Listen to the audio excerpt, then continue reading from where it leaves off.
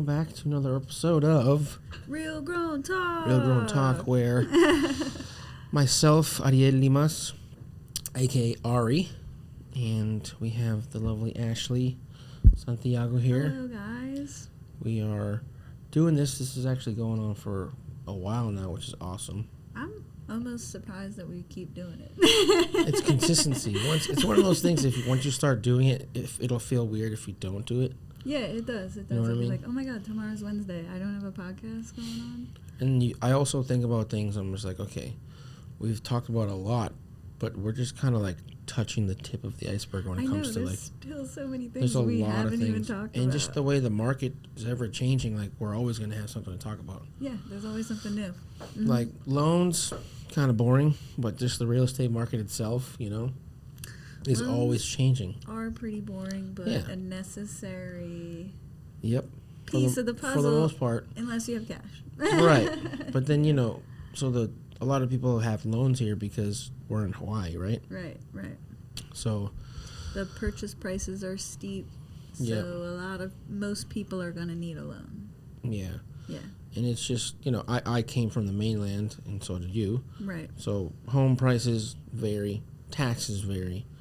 So, if someone were to ask you, Ash, I'm thinking of moving to Hawaii, or I'm going to get stationed there, what's the expectations? Okay, well, it's not all rainbows and sunshine. Sometimes we get a little bit of rain. But then there's a rainbow. Then there's a rainbow. Yeah, no, so there are a lot of things that you might not be used to if you're coming here from anywhere else in the world, really. Yep. This is really a different place. We're living in our own little culture here, our own island. It's, before we all lived here, everyone who's from here, Hawaiians were sustaining themselves, what I mean? We have our own thing going on out here. So it's a whole different lifestyle. Even though we're in the U.S., we're part of the U.S., the lifestyle from the mainland U.S. is completely different. Yeah. And the housing market is even more different. Yeah, Hawaii definitely has its own identity, and you can see that as soon as you step off the plane. Yeah. It's a totally different smell. Oh my God, the airport's like outside. I mean, it's going to take you like 20 minutes to walk to get your bags, but, I don't mind because half of the walk is outside. I know. It's pretty awesome, It's when just the door opens up on that plane and I can feel the air, I'm like, oh my God, yes. Yeah. Usually I've been so cold wherever I'm coming from. Yeah, 'cause we're like we always say, we're from the East Coast. If you guys haven't been listening, and I always say that Hawaii is in its own little bubble. Yep. And that goes for a lot of things. Yeah. Food, a lot of times for food stuff, music. Think about I like island reggae. It's pretty awesome. I never even used to listen to reggae before I lived here. I didn't even know there was like this whole reggae culture out there. It's awesome. But the first time I ever experienced it, I went to a show. I was hooked right away. Yeah. It was awesome. I remember the first time I came here to visit my cousin. He's like, you had to check this music out, and we're just like jamming in his car. And I'm like, I can stay here, and music. I did, and I never left, basically. Yeah, and it's good, clean music. I love that. Yeah. Good vibes. Good vibes. Good aloha. But yeah, I mean, that brings up a really good point. Like, one of the major things that I think people do kind of know to expect when they come here is the prices of everything. Everything is more expensive. Mm-hmm. But if you're coming from an area where things are already pretty expensive, it's probably not much more than what you're already spending or as much as you might think it is. Mm-hmm. So even though everyone talks about how inflated the prices of everything here is, if you're coming from like an area like New York City or, like I'm from the Philadelphia area, like things are still very expensive. Yes, I'm from Jersey. Like housing is very expensive in Jersey. Yeah. So to come here and see the house prices, it is more. But that kind of brings us to the next thing. Property taxes. Yeah. So, I mean, Hawaii is the least amount of property taxes. Yeah, Hawaii is the which is cheapest when it comes to property taxes in the country. And New Jersey, I'm pretty sure, is the highest. So that's one polar opposite to the other. Property taxes, I think, in Texas I think one of the top 5, I think. definitely Jersey. up there. Oh yeah, it's up there. Texas too. Texas, I know. So- Massachusetts is called Taxachusetts, so they get the taxes where they can get them. Get you coming out. But yeah, that's, I mean, the benefit of having the lowest property taxes in the country is really you can tack that on to your purchase price when you're looking at a home. Yeah. So homes in Jersey might still be really expensive compared to other areas, right? Or even any city that you live in, San Diego, New York City, any big city. Yeah. Houses are pretty expensive, but usually their property taxes are much higher than ours because we do have the lowest in the country. So guarantee they are higher, but a lot of times they're much higher. So that goes a long way in your purchase price. I mean, yeah, absolutely. I mean, it also alleviates some of the closing costs because you think of some places in the mainland, your closing costs are like 6% of what your purchase price. Here it's about 1 to 2% depending on the property and kind of things like that, but that's a lot less in closing costs. Right, which we talked about that last week. Yeah. Your cash to close, less cash to close. Less cash to close, more money in your pocket, more money you can put into your loan amount to get that mortgage payment down, more money you can buy the rate down with. Yep. So, and also, you get to live in Hawaii. Yeah, it's beautiful. Yep. Like, I think about that every time. I'm very lucky and blessed to have been kind of here in this point of my life. That, even if I'm having a crappy day, you get to look outside and you're like, wow. And then the added value of you owning something here, and you get to kind of capture what the equity is. Another thing I want to get into is, just you're gonna be able to kind of take that equity wherever you go. And we talked about using equity the other day. Right. I think that was like 2 episodes ago. We talked about equity, so it's kind of all coming together now. Yeah. So it's really cool, just to think of that and just helping people. Even if you're thinking of going back to the mainland, you can use all this equity that you're building time after time, which is pretty awesome. Right. Which is a perfect segue into another thing to expect when you move here is your equity. We're seeing our clients who are selling, getting nice returns on their equity, and it's partially because of appreciation, but it's partially because our payments are so high. We pay a lot every month, so we're knocking down that principal payment. So you're seeing that equity building up a lot faster than if you're paying less towards your loan every month. Yeah. I mean, it's going to... And the thing is, like I said, I say this a lot, but we're in this bubble in Hawaii that, some people don't get this year-over-year equity growth like they do in Hawaii. Mm-hmm. Because, I mean, during COVID, people were selling and going to the mainland and basically buying cash, their properties cash in, like, Tennessee or something. Properties cash sometimes, After they've been here for, like, 3 years. And, like, just, it was blowing my mind. I was like, wow, this is definitely a different market from where I came from in Boston, which, I was in it, but I didn't know as much as I do now in terms of the number side of it. Right. So it's just, it blew my mind. I was like, wow, I definitely need to get myself into this business and help people too. It's always the main thing, at least for me. Yep. It's definitely a major benefit. We talk about this a lot. Like, if you're going to be paying rent anyway, you're going to be paying huge amounts in rent, or you're going to be paying huge amounts to your mortgage. So it's a forced savings plan. Put that money back in your pocket. Mm-hmm. I mean, I don't know anyone out there who doesn't want more money. Right. Like, I'll take easy math. I'll take some money. Yeah, right. Go buy a house, Exactly. And you're forcing yourself to put that money into the loan because you have to pay it every month, and now you're going to get that equity in return. Yeah. I mean, it's better than putting into, like, at least some, like, a high-yield savings plan. Yeah, definitely. You're spending it already. That's the thing. You're going to be spending this whether you're renting or you're buying. You may as well buy. Yeah. Another big thing when people move here, you already know, is the amount of space that we have in our properties. Dollar for dollar, what you're getting for your square footage. A little smaller. It's going to be tough to match. If you're coming from that big house in Texas, and you're coming out here to Hawaii, just do yourself a favor and sell all your things. Not all of it, but you're going to be cutting down. And we do live a more minimalistic lifestyle out here. Yeah, I agree with that. Mm-hmm.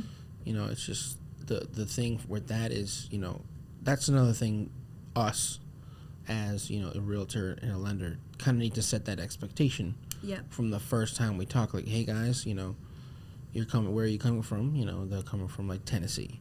Like, all right, Tennessee. You have a mini mansion over there. Yeah. That's great. This is what you're going to get here.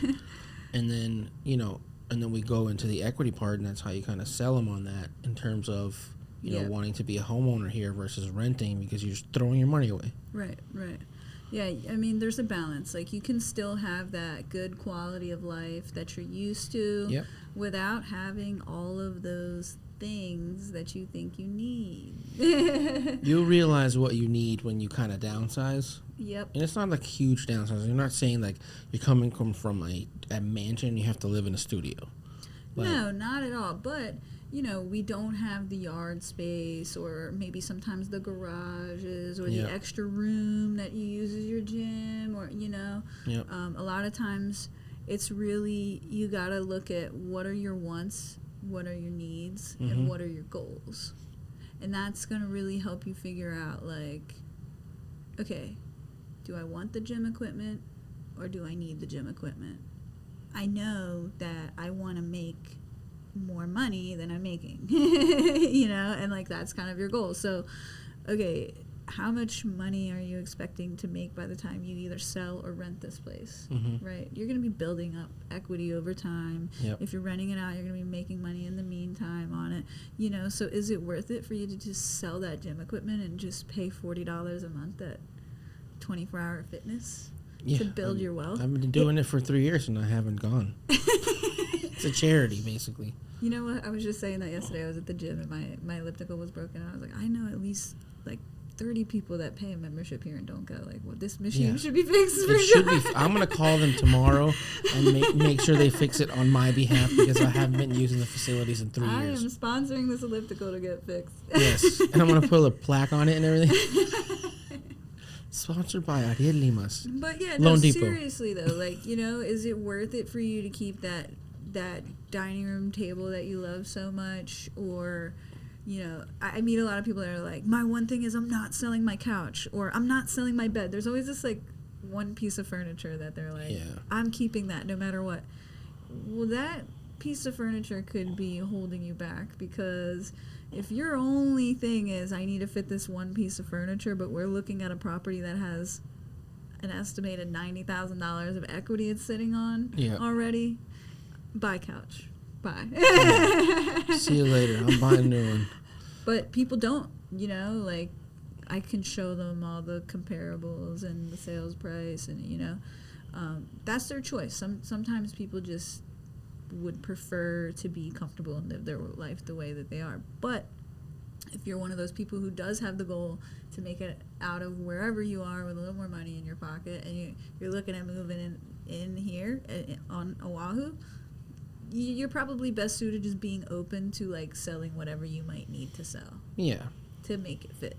It's sometimes easier for, I think, people that aren't in the military sometimes, I think, because they have I think they do a little bit more research rather than someone coming here in the military PCSing. It's also on their own budget. You have to remember, like when you're PCSing here from the military, you get a certain weight allotment.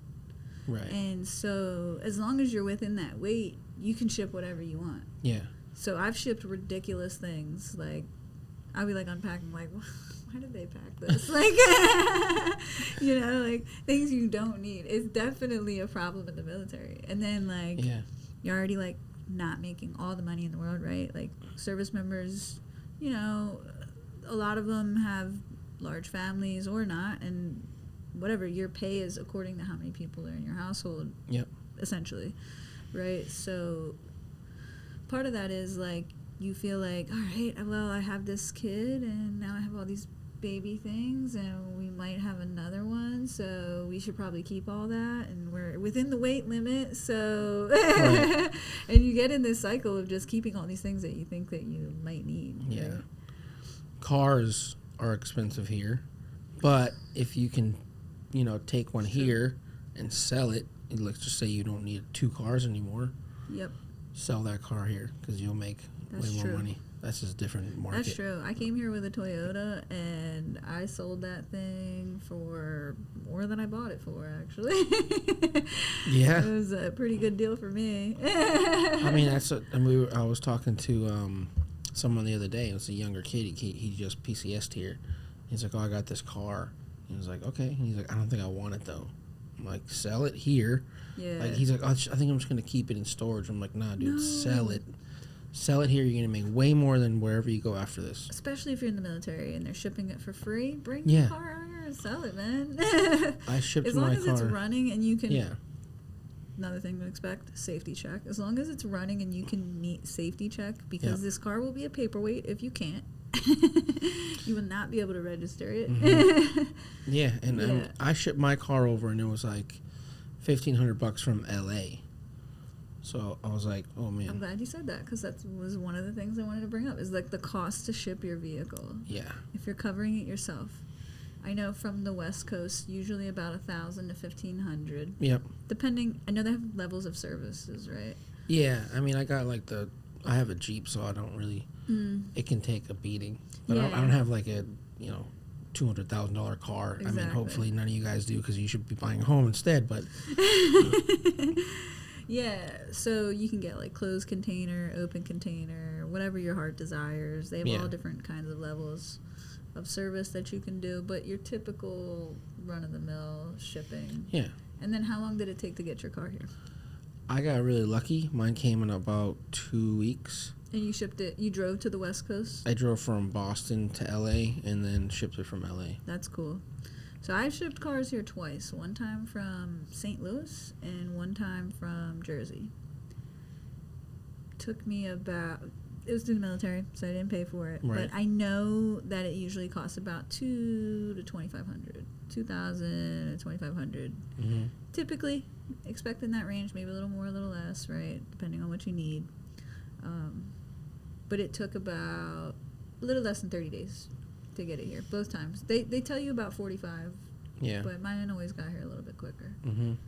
If there's a strike, though, you're done. But then, that's another thing too. Like we're talking about what to expect when you move to Hawaii, particularly military. You have a time frame now. If you're taking your stuff here and you're like, all right, I want my stuff's going to take a month or whatever. Somebody stays back and ships it for you in a month. You have like a month from then to get into your home if you want to. Right. So I think for us, being a team, it's just the expectations, telling people and getting that plan going. Like, if your goal is to get into a house in 30 days, guess who's going to get you in a house in 30 days? Me. And working day and night. Exactly. and we have done it. I've done it really very quickly, and it's been happier because people are like, okay, I get to go into my home, and then all my stuff's going to be here. Yeah. Instead of have all your stuff here. And then you're like, I got to find storage or, where they're going to hold it. Yeah, we were just going to get you moved in. And I know, like, a lot of people would probably find that stressful to, like, try and get their clients in. But, like, I kind of love it. Like, when I meet that person, I'm just like, clear the books, drop everything. Yep. We're doing showings every day. I'm going to be checking the MLS morning and night to make sure nothing new came up. And we're going to go see everything that we can as quickly as possible, pretty much. Yep. And, like, usually we get those clients in contract pretty quick, too. So it's usually, like, 1 week of, I don't even want to call it pain because it's kind of exciting, actually. And then, but it's long hours, usually, that week. But one week, and then, boom, we get you in contract. Hopefully 1 week. But that's how it is a lot of times. In this market right now, it's a lot easier to get into a home. So that's another expectation where somebody asked me this the other day. I was coming, this is my second time here in Hawaii. And I was like, okay, when did you come here first? 2021. Now it's 2023. That's 2 years ago. Totally different markets. Yes. So that expectation of like, I need to put $30K over, I have to waive everything I can waive, like that's gone. Yes, you can finally use your home inspection. Yes. But you always get a home inspection no matter what. We weren't waiving home inspections before, but what we were doing to be more competitive when we're sending an offer over is just stating that the buyer is going to use the home inspection for research purposes only. Yep. And so what that allows the buyer to do is get the home inspection done, and if there's anything overwhelming or they feel like they don't want to deal with, they can still back out, but they're not going to ask for any additional credits or repairs. Yeah. Basically. So those days are, thank God, now over. Yeah. We're back to credits. Well, we are. I don't know when we were at credits last, but I've gotten a couple. No, I mean before these times. Like, oh, I don't that was know, probably like years 20. ago. I'd say like 2012, 2013. Time. Yeah. So I mean, it's always been there. It's just, again, knowing the market, setting the expectation, and the last thing I want to say is, if you guys move to Hawaii, respect everybody here, respect the land, respect the Aina. You know, we're basically, like Ashley said at the beginning of this, people have been here way before us. You know, way before us. We're transplants, so just at the end of the day, just respect the island. And respect the culture and respect the people, you know? One thing I think that a lot of us don't really realize is, like, as Americans, like, we're loud. And everybody knows we're there. And it's kind of the same thing when you come here, you know? Yeah. And people just, it rubs people the wrong way. You might have good intentions, but it just rubs people the wrong way because of their own experiences. Everyone's going through different things, but just respect the culture, respect the people. If someone says something to you, sorry, and move along. That's all. That's all you need to do. There you go. And those are the rules.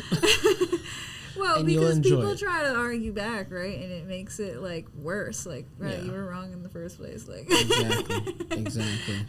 You might not have realized it, but you are. But yeah, just come here, respect the people, and you'll have a fun time. We'll set you up. It's one of my favorite places in the world. So if you guys are moving to Hawaii, hit me up or hit Ashley up. Hit us up. Instagram's right there. Follow us. YouTube, Spotify, Apple Music. Yeah, like and subscribe. Like and subscribe. Like and subscribe. Like and subscribe.